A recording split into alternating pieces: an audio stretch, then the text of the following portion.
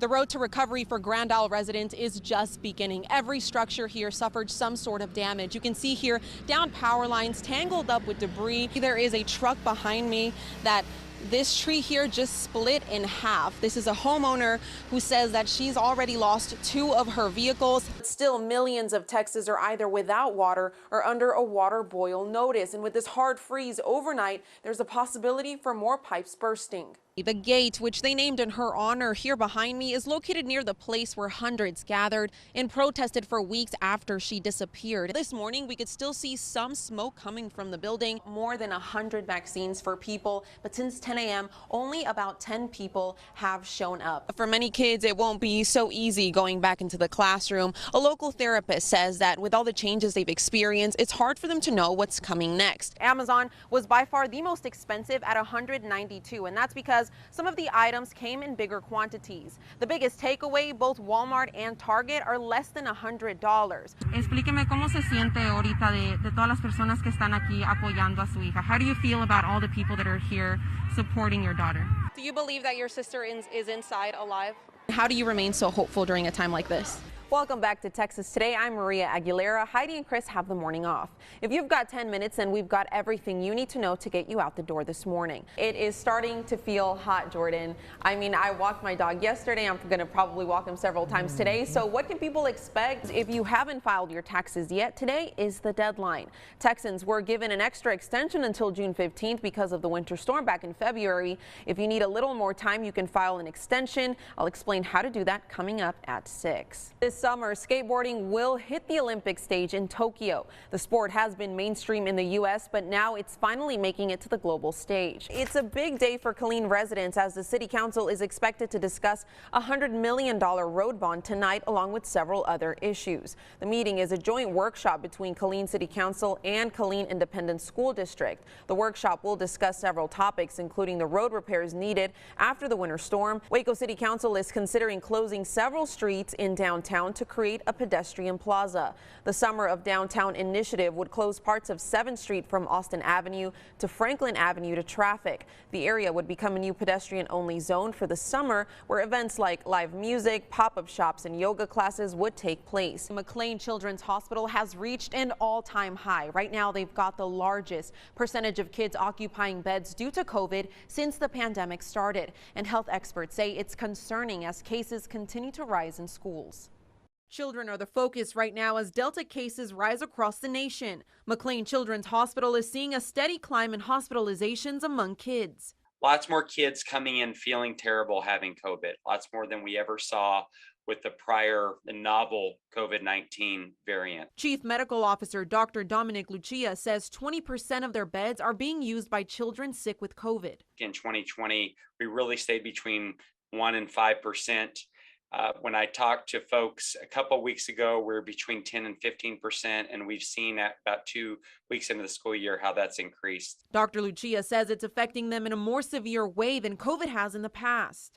It's a little unnerving. We didn't have to experience this or deal with this portion of the pandemic last year. Local school districts are also seeing the rise in their classrooms, not only with students, but teachers as well. An upswing as far as in the number of cases. Connolly ISD closed all campuses for the week after many people tested positive for COVID and 2 teachers died just 2 weeks into the school year. It's very disheartening. I just want to caution everybody, be vigilant as far as in the sanitizing, keep up with some of those same protocols that maybe we've let go. Dr. Lucia says another big problem is that as a society, we are doing less than before to prevent the spread of this disease. It's time to really relook at this. Know that Delta variant is different. Know that we want to keep our kids and community safe, and we can use these tools to do that and get through this together. Now, as far as Connolly ISD, students will return to school Tuesday after all campuses are sanitized this weekend. And Axtell ISD announced today they're closing for 4 days due to a high number of cases as well. The community of Grand Isle is picking up the pieces. Louisiana's only inhabited barrier island became uninhabitable after Hurricane Ida hit. 19 years. Dean Chasson's home was damaged again, the first time after Katrina. He says it feels like deja vu. Bottom half of the shed's gone, a little more than half the roof is gone, and then of course all the water inside. His neighbors are helping him rebuild. He says he focuses on the good over the bad. that's what we have to live with to live in paradise. On the island, there's no water, electricity, or gas. Still taken back by all of it. There's a lot more to do than I guess you say we're all ready for. Ian Caulfield has been riding his bike to get around. We weren't ready for a storm like this. He feels blessed. His home is not too bad, but he says he was distraught when he came back to see all the devastation. Honestly, unrecognizable. I came in, didn't even recognize where I was at, couldn't tell anything at all. Crews have been working to remove sand and debris off the roads. Some of the damaged homes are camps, like Ricky Lambert's. You know, at least ours is still standing. There's a lot that's not. He had been visiting Grand Isle for years, so he finally bought his own camp 3 years ago. We knew it was always a possibility. You know, of course, you always cross your fingers and, you know, hope it doesn't get you, but it's going to get somebody. So I guess it was just our turn. People here are remaining optimistic that they'll get back on their feet soon. I imagine by next summer, everything will be somewhat, you know, clean and back to order. Had a lot of great parties in that shed and going to have a lot more. And where we're standing right now, there isn't nearly as much damage as we've seen on the west end of the island, but really it's tough to get around because of all the sand that's there, which they're working to clear at this moment. But as you've heard from the community, they are strong, so there is no doubt that they will rebuild. In Grand Isle, Maria Aguilera, Eyewitness News. This woman says she didn't think she was ever going to meet her baby boy, and now she wants to share her story in hopes that it helps other women. I told the doctor, I said, please don't let me die. I don't want to die.